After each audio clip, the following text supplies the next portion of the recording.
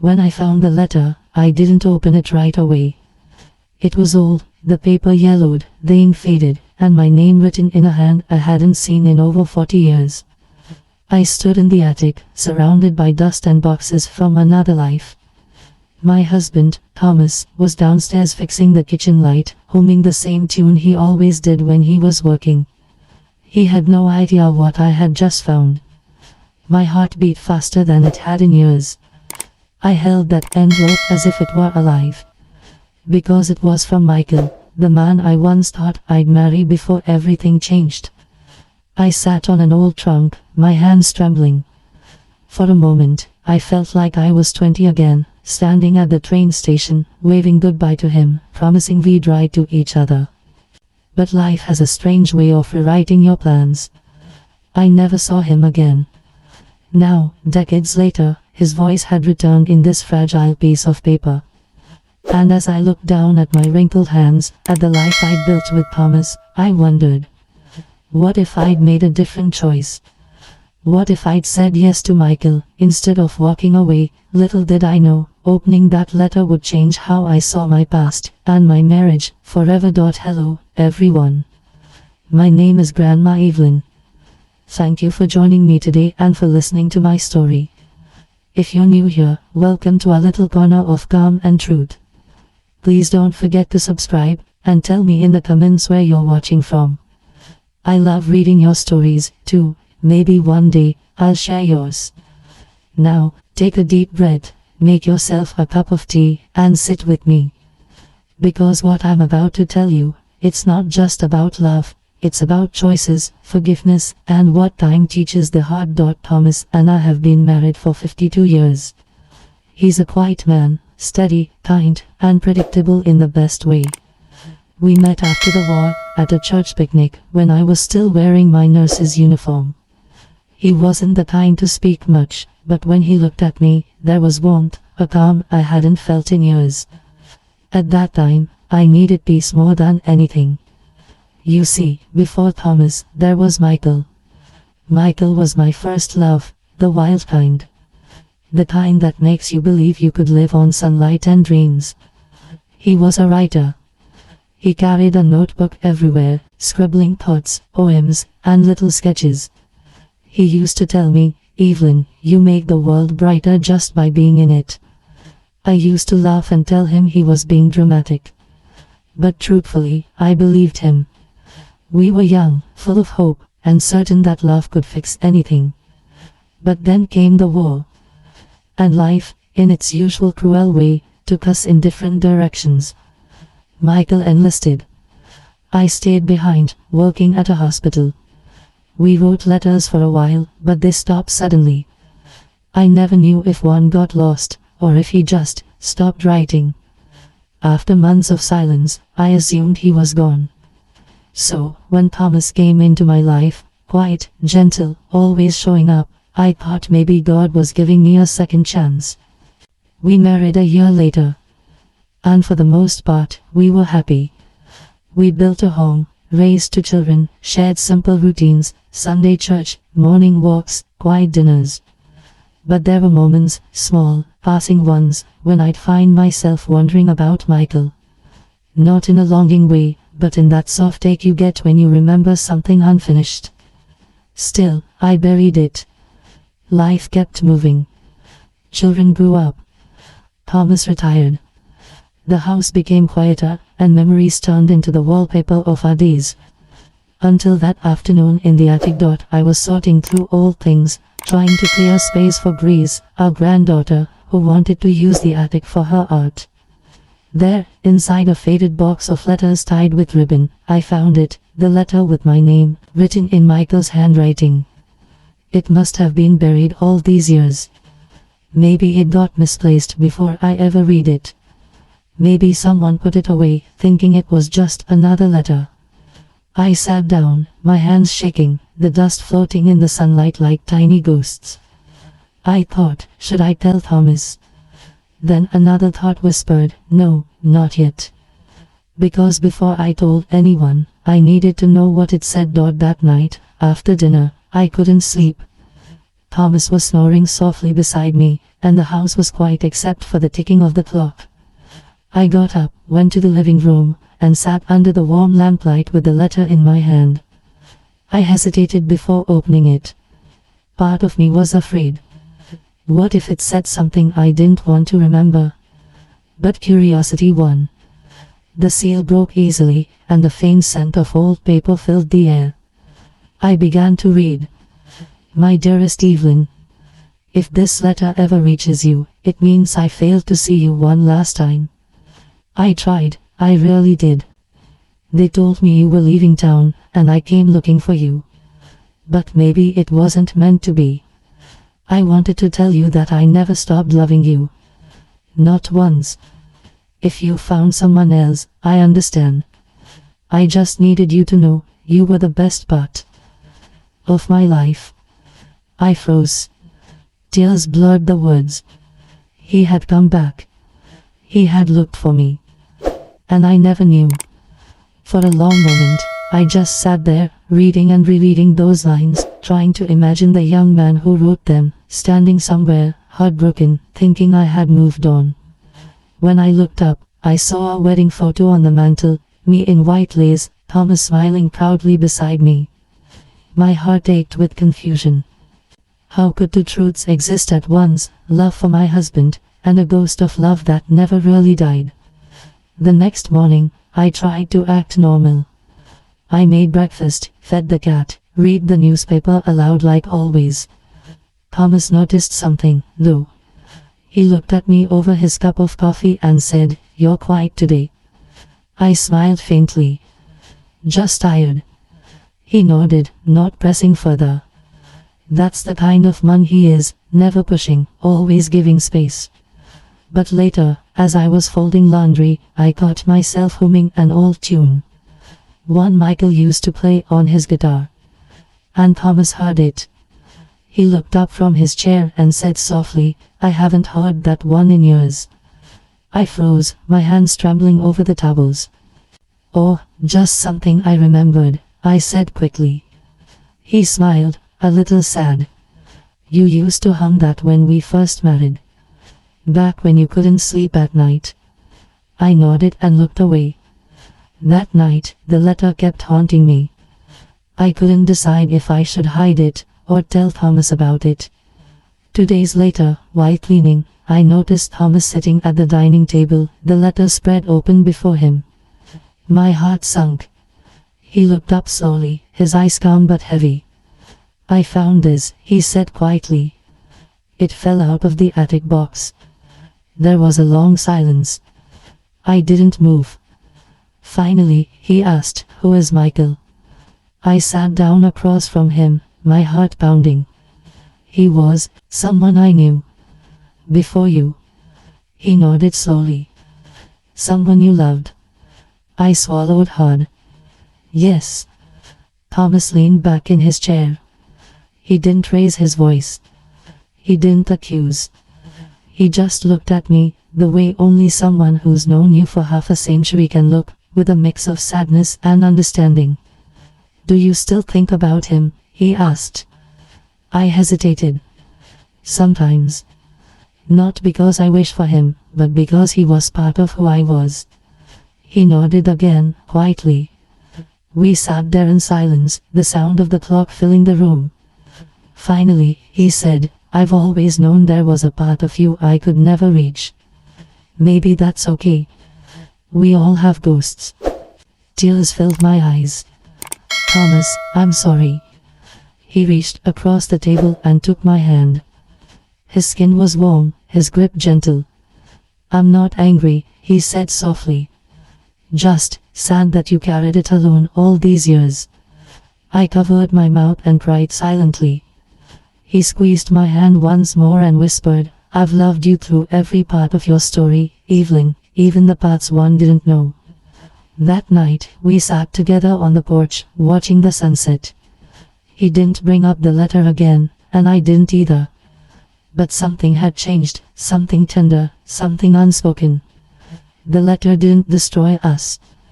In a strange way, it revealed how deep our love had become, strong enough to hold the truth. The next morning, the house was quiet.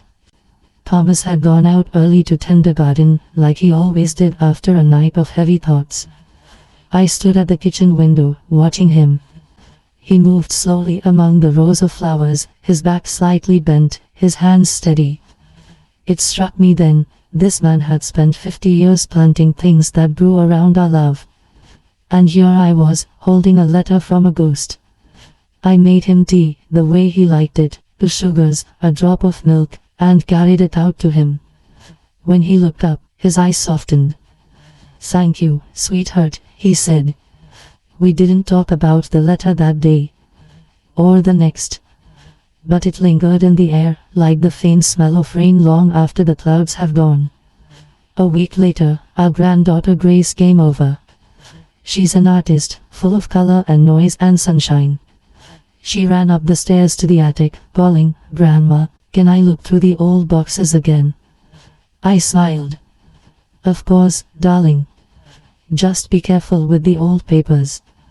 I watched her climb up, her laughter echoing through the house. For a moment, I wished I could be like her again, curious, fearless, untouched by time. Later, when I went up to check on her, she was sitting on the floor surrounded by photographs. She looked up at me and asked, "Grandma, who's this man?" She held up a picture, Michael. I hadn't even known that picture was still there. He was young, smiling, wearing his army uniform. And next to him, a younger me, laughing, eyes full of dreams. My heart skipped. I knelt beside her. "That's an old friend," I said softly. She studied the photo. "He looks kind." "He was," I whispered. She smiled and put it in a small pile of memories she said she wanted to paint later. I didn't stop her. Somehow, it felt right to let that image breathe again, even for a little while. That night, as I washed the dishes, Thomas came to stand beside me. He dried the plates quietly, then said, "Grace found a picture of him today, didn't she?" I nodded. "Yes. I didn't know it was still there." He smiled faintly. "You know, I once found that picture years ago when I was fixing the cabinet." I looked at him, surprised. "Why didn't you say anything?" He shrugged gently. "Because you looked happy in it. And I thought, that man must have been someone who made you smile. Why would I take that away from you?" I felt a lump rise in my throat. "Thomas, you've always been kinder than I deserved." He turned to me and said, "No, Evelyn. You chose me, remember? That means everything." For the first time since finding the letter, I felt something ease inside me. It was as if forgiveness, for myself, for the past, had begun to bloom quietly between us. That night, after Thomas went to bed, I opened the letter one more time. But this time, I noticed something I hadn't before, a folded page at the bottom. It wasn't just one letter. There was another piece of paper tucked behind it. My hands trembled as I opened it. "Evelyn, if by some miracle you read this, please don't feel guilty. You were right to move on. I saw you once, in town, with a man who looked at you the way I used to. I knew then that you would be alright. Please don't ever feel you owe me anything. Loving you was enough. Michael." I pressed the paper to my chest. Tears came again, but this time, they didn't hurt the same way. Because somehow, it felt like he had let me go all those years ago, I just hadn't known it. Maybe I had been holding on to guilt that was never mine to carry. In the weeks that followed, life returned to its quiet rhythm. Thomas tended the garden. I baked, read, and wrote letters to the children. But something inside both of us had shifted, gently, almost beautifully. One evening, as we sat on the porch watching the sunset, Thomas said, "I've been thinking. Maybe we should take a trip, just the two of us. Somewhere warm. Maybe the coast." I smiled. "You, on a beach? You hate sand." He chuckled. "I don't hate it. I just prefer the shade." I laughed softly. It felt good to laugh again, easy, unforced. He looked at me and said, "We've spent a lifetime together, Evelyn. And still, there's more to know." That line stayed with me. After all these years, he still wanted to know me. To share life with me, even the parts one thought were lost to time. A few days later, I decided to visit the old town where I'd grown up, where I'd first met Michael. Thomas insisted on coming with me. We drove through roads lined with maple trees, their leaves golden in the afternoon sun. When we arrived, the air felt different, still, but heavy with memory. The old post office was still there. The church, the park bench where Michael and I once sat, all faded, but still standing. Thomas walked beside me quietly. He didn't ask questions. He just held my hand. We stopped by the riverbank, and I took out the letter. I told him, "I think I'd like to leave it here. It feels right." He nodded, understanding without words. I placed the letter in a small tin box and buried it under the willow tree by the water, the place where Michael and I once made promises we couldn't keep. When I stood up, the wind brushed through the branches, and for a brief moment, I felt a warmth on my cheek, as if someone had whispered goodbye. I turned to Thomas and smiled through my tears.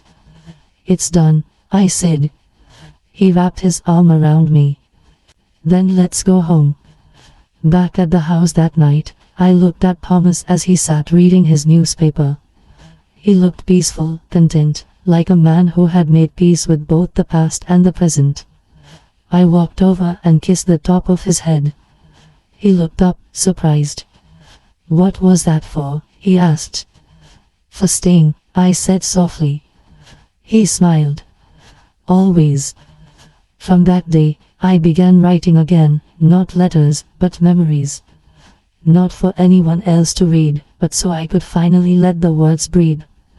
I wrote about my youth, about love, about the choices that shape us and the ones we must forgive ourselves for. Sometimes, Grace would come and sit with me. She'd ask, "Grandma, do you think people only fall in love once?" I'd smile and say, "No, sweetheart. Some people fall in love many times, with different faces, different moments, and sometimes, with the same person again." She'd nod, trying to understand. And I'd think, maybe that's the lesson I had to learn the hard way. Now, as I sit here, years later, the house is quiet again. Thomas passed away last winter, peacefully, in his sleep, holding my hand.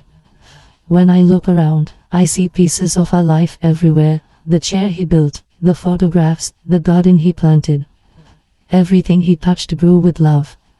Sometimes, on quiet mornings, I still think about Michael. Not with longing, just with gratitude. He taught me what young love feels like. Thomas taught me what lasting love means. Both were real. Both were important. If life is a book, then some chapters are short, some long, but every one shapes the story. A few weeks after the funeral, Grace found my old diary and asked if she could read it. At first, I said no. But then I thought, maybe it's time for someone else to know. When she finished reading, she hugged me and said, "Grandma, you were brave." I smiled. "Not brave, dear. Just human." Because the truth is, being human means carrying love and loss together, sometimes in the same heartbeat. So, if you're listening to my story tonight, maybe you found something from your past that stirred your heart. Remember this. It's okay to remember. It's okay to feel. But don't let yesterday steal today's peace. Love doesn't always end where it began, but it always leaves something gentle behind. Thank you for listening to my story. I hope it reminds you that forgiveness, for others and for yourself, is the quietest, most powerful kind of love. Please subscribe if you'd like to hear more stories like this. And tell me in the comments, where are you from? I'd love to know where my words have traveled today. Until next time. This was Grandma Evelyn. And this was my story. The letter I found from a past lover.